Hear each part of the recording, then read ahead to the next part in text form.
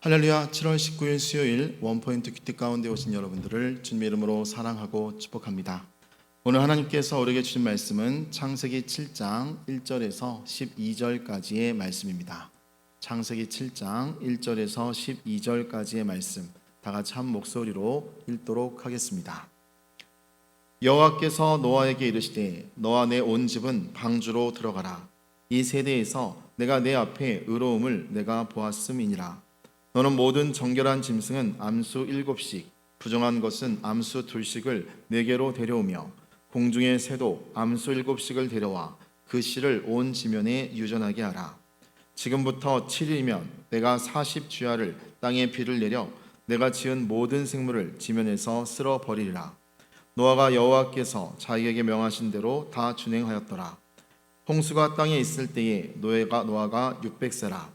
노아는 아들들과 아내와 며느리들과 함께 홍수를 피하여 방주에 들어갔고 정결한 짐승과 부정한 짐승과 새와 땅에 기는 모든 것은 하나님이 노아에게 명하신 대로 암수 2씩 노아에게 나와서 방주로 들어갔으며 7일 후에 홍수가 땅에 덮이니 노아가 600세 되던 해 둘째 달 곧 그 달 11의 날이라.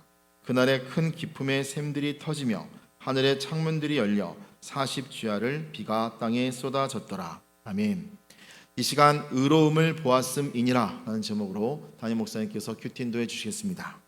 할렐루야. 자, 오늘 우리 7월 19일 수요일을 맞이하고 있습니다. 드디어 이제 이 인류의 최초의 멸망 사건들을 우리는 현장에서 같이 탐험하고 있습니다. 하나님은 그 멸망의 계획을 어마무시한 크기의 배를 만들어 방주라고 일컫게 하시고 창 하나를 딱 두며 방주에 들어갈 문을 만들게 하셨죠. 그 일을 누구한테 허락했는가 하면 은혜를 입었던 노아가 그 일을 맡았습니다. 다른 사람들은 중동의 건조한 기후 속에서 어떤 비의 흔적도 없기 때문에 그가 하는 모든 것에 대한 조롱과 또 편견과 그리고 나서 무시로 일관해 왔던 거죠. 그러나 하나님은 때의 이름에 시간의 주관자요, 역사의 주관자요, 때의 주관자요. 그래서 우리가 여호와 앞에 겸손하라. 때가 되면 너를 높이시리라. 베드로가 이렇게 알았기 때문에 조급하지 않아요. 덤비지 않아요. 우리가 하나님의 사람들은 내가 지금 오늘 나의 스테이터스라고 말합니다. 영적 상태가 중요하지 내가 영적인 어떤 도잉이 중요한 게 아니에요. 내가 하나님 앞에 어떤 사람이 되어야 마땅하냐 할 때 주님과 동행하는 자가 되고 있으면 하나님은 그 때에 맞춰 일을 하십니다. 이스라엘 백성들 우리가 잘 아는 대로 가나안을 정복할 때 하나님은 그들이 100년 만에 돌아오게 한 거 아닙니다. 4대 만에 430년 만에 하는데 하나님은 놀라운 계획이 가나안 땅의 아모리 족속이 관영할 때까지 그들에게는 심판이요 우리에게는 구원이지만 하나님은 이 두 타이밍을 만들어서 내 백성에게는 구원을 그들에게는 심판을 주기 위한 섭리였어요. 하나님의 때가 있습니다. 그래서 오늘 여기 1절에 보면 여호와께서 노아에게 이르시되 너와 내 온 집은 방주로 들어가라. 자, 드디어 이 명령이 터졌습니다. 방주가 120년 만에 완성되고 들어가라. 이 세대에서 내가 내 앞에 의로움을 내가 보았습니다. 구약의 의로움, 아브라함의 의로움, 여러분 노아의 의로움, 참 이게 욥의 의로움, 지금 신약의 관점에서 완전한 의로움은 물론 아니지만 하나님을 경외했다 이 뜻입니다. 여기서 하나님은 모든 어류와 또 조류와 또 땅에 기는 모든 육류를 포함하여 암수 한 쌍씩을 다 집어넣어서 그들이 1년 가까이 방주 속에 기거하며 풍부한 먹을 것을 저장케 해서 버티게 만들어 주셨어요. 하나님은 오늘 항상 남은 자의 의미가 있다는 걸 기억하셔요. 오늘 내게도 오늘 죄의 허물은 잘라내되 내 속에 믿음의 뿌리는 반드시 남겨서 다시 꽃이 피고 싹이 올라오며 열매를 맺어 여러분 다시 회복되게 만드시는 분입니다. 그래서 4절에 보면 지금부터 7일이면 자 드디어 이제 D-Day가 7일만 남았습니다. 내가 40주야를 땅에 비를 내려. 여러분 여기서 하나님이 40일을 왜 지정했을까요?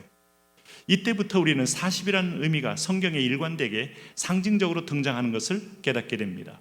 그것은 4라는 것은 동서남북을 가리키는 땅의 숫자입니다. 여기에 충만한 만자를 더하면 12, 곱하면 10이 됩니다. 40일은 하나님이 계획한 완전한 어떤 충만함이 있는 거예요. 심판을 하나님이 적당히 한 게 아니라 하나님의 계획한 만큼 충만하게 물을 부어버리겠다는 겁니다. 무섭죠? 피할 길이 없어요. 요나가 아무리 숨어도 배 밑창까지 뚫고 지나가는 것은 하나님이 시킨 선장입니다. 그럴 때에 노아가 여호와께서 자기에게 명하신 대로 다 준행하였더라. 다 준행했더라. 자, 우리는 배를 지을 때도 준행합니다. 그리고 오늘 40일 동안 비가 내릴 때도 두려워하지 않고 준행합니다. 그리고 오늘도 그 하나님이 비가 그칠 때까지 준행하며 오늘 그 안에서 하나님을 기다립니다. 오늘 이때 노아의 나이가 600세라고 성경은 말합니다.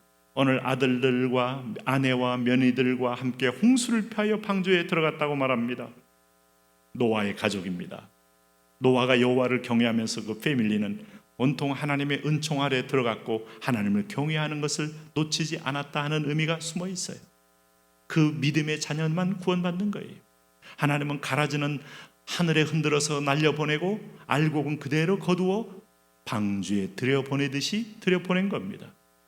여기 보시면은 9절에 하나님이 노아에게 명하신 대로 암수들씩 노아에게 나와 방주로 들어갔으며 7일 후에 홍수가 땅에 덮였는데 어떻게 덮였습니까? 노아가 600세 되던 해. 자, 600세를 강조하는 이유는 노아의 회복의 날과 그날을 하나님이 분명히 역사 속에 있음을 강조하기 위해서 두 번씩이나 노아의 나이를 강조하고 있는 겁니다. 성경에 한 구절도 결코 복선이 없는 말씀이 없어요. 유의하며 읽어야 합니다. 해 둘째 달 곧 그달 11의 날이라 그날에 큰 기품의 샘들이 터지며 하늘의 창문들이 열리고. 그러면 여러분, 우리 샤워장 가운데 위에서 내려오고 옆에서 물을 뿜는 샤워장이 가끔 있어요. 그거 위에서 하늘이 터지고, 소위 말하는 요즘에 그 수층이라는 거, 워터 루프라는 수층이 터지고, 그 다음에 땅속의 지하수가 터지면서 순식간에 40일 만에 온 땅은 물에 잠기게 되었다. 그래서 전 세계, 우리가 이제 고대 고고학을 공부하다 보면 모든 인도네시아를 비롯하여 전 세계 어느 나라든지 간에 이 홍수 설화가 있다는 것을 알게 돼요. 참 재미있잖아요. 모든 나라가 그 설을 갖게 된 것 자체가 그 지역에 홍수가 참으로 조상적부터 대대손손이 충격을 받을 만큼 있었다는 걸 말합니다. 중동은 물론이고 유럽 전체를 봐도 다 홍수 설화, 이게 바로 노아 홍수의 증거 아닐까요? 요즘 창조과학회들이 미국의 유명한 그랜드 캐년이나 이걸 탐험하면서 창조의 증거를 쭉 하며 찾는데 아마 상당히 의미가 있습니다. 오늘 12절에 40주야를 비가 땅에 쏟아졌더라. 그러면 이게 24시간 비가 그치지 않았다는 거예요. 우리가 이 7월 달에 때로는 비를 또 폭우를 보면서 두려움을 느끼기도 합니다. 그리고 물이 범람하면 모든 걸 앗아간다는 사실 앞에 불도 무섭지만 물도 더 무서운 존재임을 알게 돼요. 흔적도 없이 쓸어갈 수 있지 않습니까? 그런데 이 물이 지하에서 터지고 하늘에서 터지고 온몸에 여러분 지구를 덮었다. 그러면서 호흡이 있는 모든 백성은 물속에서 호흡이 불가능하게 죽는 겁니다. 그리고 그 물은 폭풍을 치듯 흐르기 때문에 안에 있는 생물마저도 견딜 수 없어 그 물의 여파와 파장으로 죽는 겁니다. 싹 쓸어버린 물로 가득 찬 세상, 이게 세례입니다. 여러분 아시겠어요?